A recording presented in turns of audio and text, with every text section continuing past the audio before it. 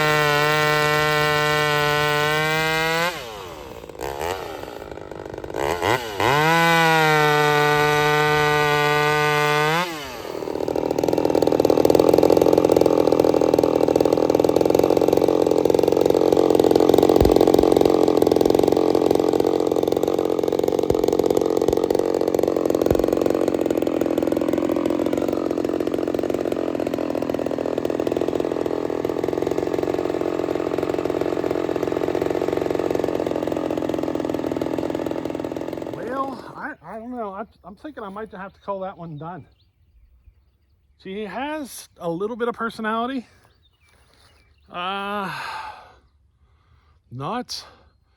Nothing that is like a game changer, you know what I mean, or game ender or anything. And it's typical of these homelights to have some personality. So, I don't know. I'm thinking we're going to have to call it done. The biggest issue with that saw is that it likes to plug the oil hole in the bar. So, like I can see it now, it's all the oil is now dripping out at the bar nuts onto the top of that piece of wood because it's not getting pushed up into the rail.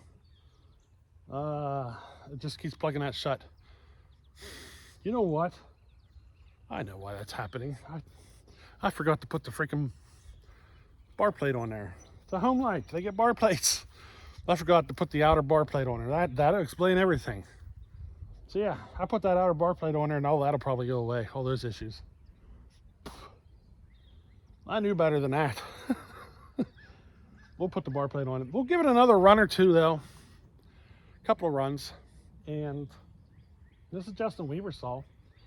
So I think we're going to end up moving towards getting it back to him. I'll probably give it a couple more runs though and work at getting it back to him. You know what I mean? I don't know, I worked on it. I get frustrated and I put her down. I work on it, I get frustrated, I put her down. Kind of over and over and over. You know what I mean? That's kind of how she goes. But yeah, pretty happy with it. It's a VI-130, Homelite VI-130. I'm thinking about building one of these for myself, or a similar one, but going a bit more extreme with it. You know what I mean? Not just a little bit, like basically throwing all the bell and whistles at it. See if I can get one of these to go above 6 horse. So the first one I did came in just shy of 5.